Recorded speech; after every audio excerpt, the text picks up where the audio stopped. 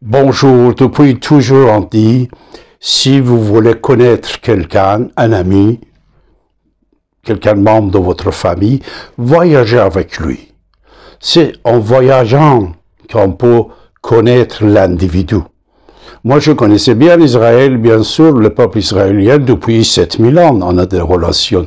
On dit depuis 2500 ans, King Cyrus, mais c'est depuis 7000 ans, c'est plus de 7000 ans, depuis Ilamian, et depuis le gouvernement, premier gouvernement d'Israël, il est déjà 3500 ans, après le gouvernement de Yahuda, même depuis le temple de Jérusalem, depuis le roi David, le roi Salomon, la relation entre l'Iran et Israël était toujours formidable, tous les deux étaient liés.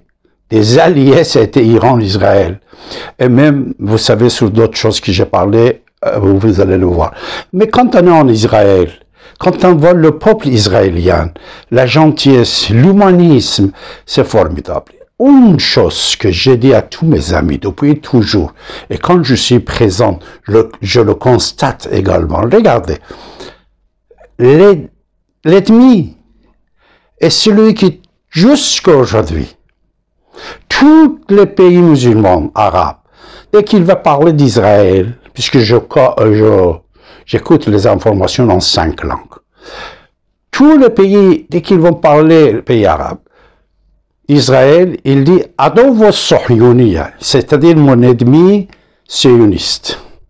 Mais Israël, il est tellement gentil que jamais je n'utilise pas tous ces mots-là et jamais il n'autorise pas même aux médias nationaux de dire des mots comme ça contre un autre peuple, qui soit n'importe quoi.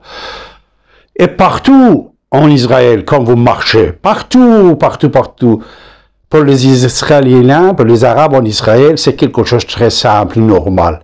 Mais pour un étranger qui ne sait pas comme vous, ça va être très intéressant.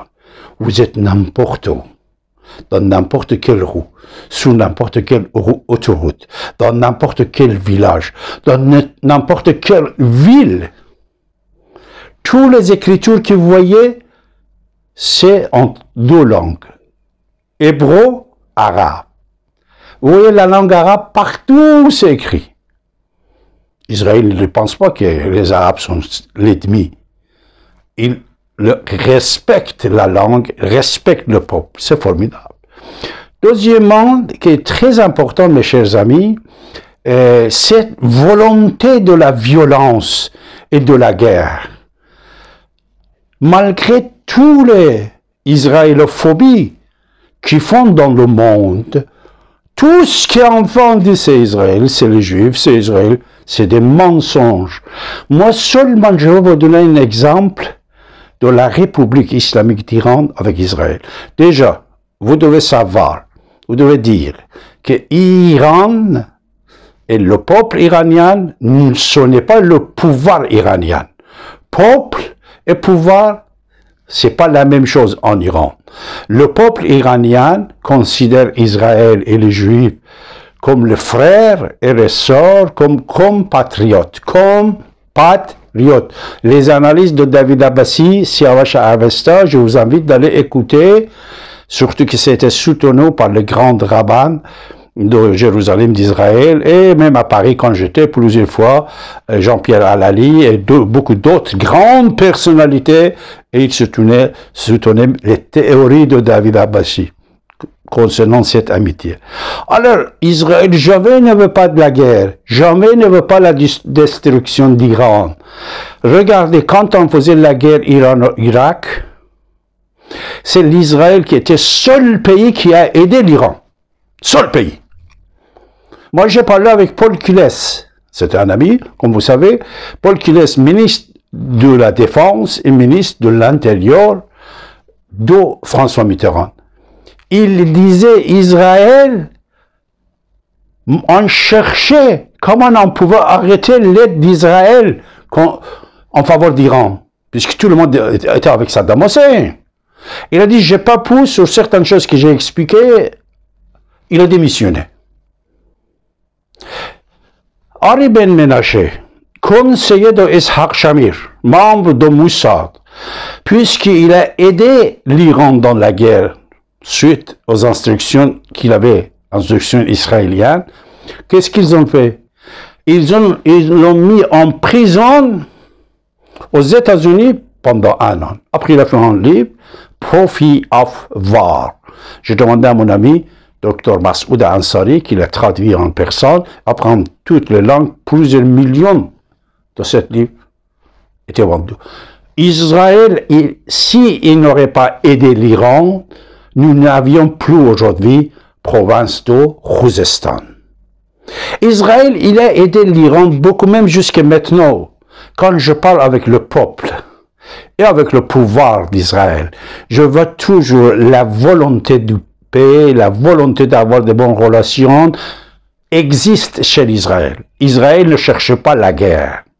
Autre chose, pendant 46 ans, même jusqu'à aujourd'hui, les ayatollahs iraniens, ils donnaient des slogans anti-Israël.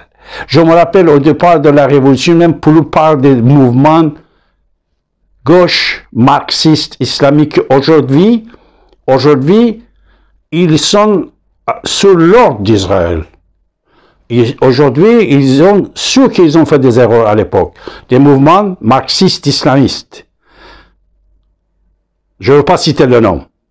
Ces mouvements, jusqu'à l'année 1990, ils écrivaient dans leur journal, en première page, en bas, existe sur l'internet, Abba Israël, Abba impérialiste, Abba sioniste, Abba Israël. Cette haine diabolique que les marxistes islamistes il avait, que les politiques, islam politique il avait, c'était énorme. Et c'était toujours, et ça existe toujours, dans tous les prières de vendredi, ils donnent ce slogan. Mais jamais Israël n'a pas attaqué l'Iran. Jamais Israël n'a pas attaqué l'Iran, malgré qu'un des slogans que mon ami Serge Klarsfeld a lancé, c'est ni oubli, ni pardon. C'est-à-dire, si on voulait pas, de ne pas oublier, de ne pas pardonner les ayatollahs pour cet slogan qui existe, on devait l'attaquer, même tout de suite après que la guerre Iran-Irak est terminée. Mais Israël n'a pas attaqué. Alors, après, Iran, il est loin d'Israël. Il y a la cause palestinienne. Tous les mouvements palestiniens, ils ont accepté l'État d'Israël. Tout, qu'il soit Yasser Arafat ou Mahmoud Abbas ou d'autres mouvements. Après la République islamique d'Iran, les ayatollahs, qu'ils ont une haine anti-Israël depuis 1400 ans, qu'est-ce qu'ils font? Ils viennent, ils créent Jihad islamique. Ils créent Hezbollah, Kataib al-Qassam. Oh là là là là là là! Tous les mouvements terroristes, qui tous sont des sunnites, en plus ne sont pas des chiites. Ils créent tous ces mouvements-là, ils financent, ils construisent des kilomètres, milliers de kilomètres de tunnels. Et toujours il y a des attaques de couteaux contre Israël. Israël n'a pas attaqué. La dernière attaque, la guerre de 12 jours, c'était provoqué. En plus, Israël, quand il attaque, comme on avait demandé depuis toujours, Israël n'a pas attaqué la population iranienne. Même s'il y avait bâtiment de Shamkhani, il a frappé seulement son appartement. C'est des guerres précises. L'autre endroit, s'il y avait 5-6 étages, 2 étages, il a attaqué les étages que le pastoral était dedans. S'il a attaqué prison Evin, la portail, que les prisonniers peuvent sortir, mais malheureusement ils n'ont pas sorti. S'il a attaqué le tribune de propagande de la République islamique d'Iran, radio et télévision, il a attaqué. Mais aujourd'hui, je suis à Tel Aviv. Et partout comme ça, les cibles que la République islamique il a pris, c'est des cibles aveugles. Des cibles aveugles. Il a lancé des missiles, plusieurs milliers, mais peut-être 2 ou 3% sont arrivés. et ils ont frappé des bâtiments que vous avez vus dans le précédent reportage que je vous ai envoyé. Mais lui, il a bien ciblé. Et là, c'était comme les attaques de couteaux, de vieillards, etc., etc. Et mes amis iraniens surtout, écoutez bien, pendant les jours que j'étais ici, en même temps que nous étions invités, je remercie Sharaka. Sharaka, c'est une ONG qui travaille pour l'amitié entre Israël et tous les peuples, écoutez, peuples musulmans surtout, peuples musulmans. Il nous a ramenés même dans le foyer israélien. La famille, on a chanté ensemble, on a fêté Shabbat ensemble, et les enfants, 5, 6 ans, David, je te remercie, mon fils. Et leur fille de 11 ans, 12 ans, il fait les discours. C'est incroyable, c'est formidable. On était allé chez Dourouz. Dourouz, écoutez bien, Dourouz, peuple iranien, nom iranien, ils savent pas eux-mêmes peut-être puisque c'est des années qui sont passées. Mais ils sont iraniens depuis Zarathustra, les enfants de Zarathustra, les enfants de Moïse, de papa de Sephora, Tifoura ils disent. Dourouz. Do en persan, c'est comme en français. Do, ça veut dire 1 plus 1, ça fait do. Rouz, on dit no, rouz, rose, non mais rose, ça veut dire jour.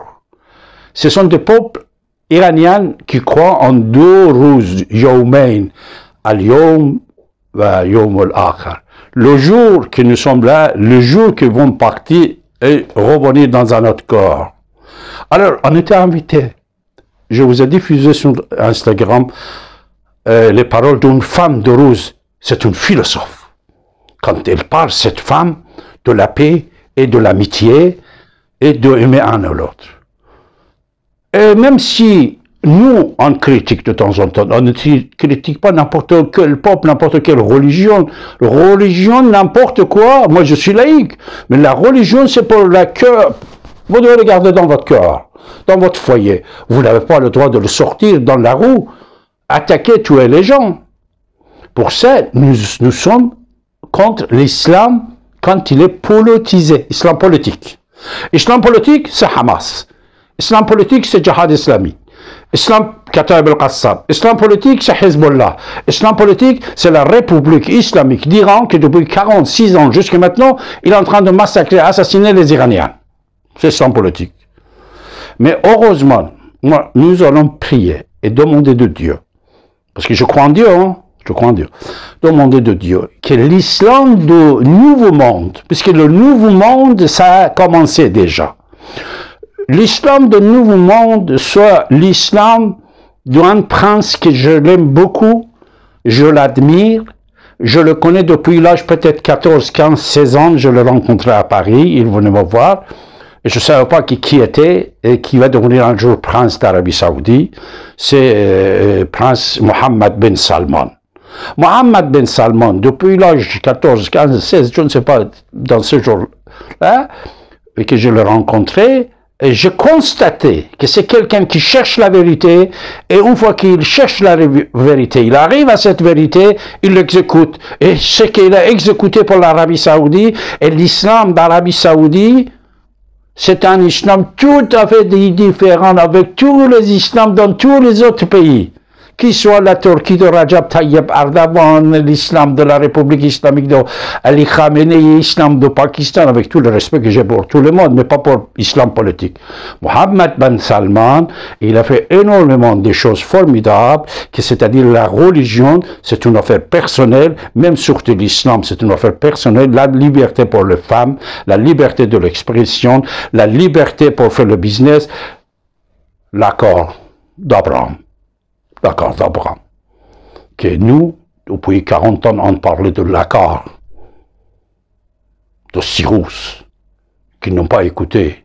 Mais aujourd'hui, il y a l'accord de Cyrus, que je suis sûr, David Abbassi est sûr, Siawacha Avesta, il est sûr et certain, que l'accord d'Abraham, il a pris la totalité des pays musulmans sous la reine d'Arabie Saoudite, puisque Mohammed bin Salman, il est patron de tous les pays musulmans, il paye tous les pays musulmans, il paye. Même il paye l'Iran, la République islamique d'Iran, l'opposition iranienne, soit Islah Talab, on dit, celle de Khatami et Rouhani, c'est financé par l'Arabie Saoudite. C'est l'Arabie Saoudite qui paye, moi je suis au courant. C'est-à-dire, Mohammed bin Salman est patron du monde musulman. Avec l'accord d'Abraham, c'est la paix qui est installée. Déjà, c'est fini, Hamas. Ça va finir, même s'ils restent là-bas, ils vont être désarmés. Et le canal de Golda Meir qui va passer, ça c'est une autre histoire. Gaza ne va plus être en danger militaire. Mais nous aussi, les pays persophones, qui sont très nombreux dans notre monde, vous savez, les pays persophones, c'est d'Israël, Irak, même Liban, Pakistan, Iran, Kazakhstan, Ouzbékistan, Tadjikistan, tous les pays que vous voyez, ça se termine avec 7 ans, c'est des pays persophones, qui aiment Cyrus, qu'on peut faire l'accord de Cyrus et faire la paix. Contact que j'ai aussi, ça nous permet d'installer cet accord de Cyrus. Alors, comme mes amis, dernier mot, comme je dis, Imam Ali Rahman, président du Tadjikistan, et président du monde iranien, alors Mohammed bin Salman, il est prince, mais il est patron du monde musulman avec l'accord de Cyrus qui a aidé pour arrêter la guerre jusque maintenant, c'est terminé, que la paix sera installée, que tout le monde, avec tous les pensées, religions, philosophies qu'il a, qu'il garde les pensées, les idéologies, tout ça pour eux-mêmes, pour le corps, qu'ils ne le ramènent pas dans la société, c'est dans le temple, maison et cœur, 3 endroits, pas dans la société, et comme ça, vous allez voir, il n'y aura plus de la guerre. Mais malheureusement, je n'ai pas de confiance à Ali Khamenei, seulement pas Ali Khamenei, même ces Rouhani-là, il ne faut pas tomber dans le piège. Allez-y, faites des études. Les ayatollahs, on dit Foqaha, Vilayat et Faqih, pouvoir des ayatollahs, c'est un pouvoir très ancien qu'ils ont une haine anti-juif, anti-Israël. C'est notre histoire. Il faut régler il faut enlever ce virus pour que la paix soit installée. Pacte de Cyrus, pacte d'Abraham. Voilà.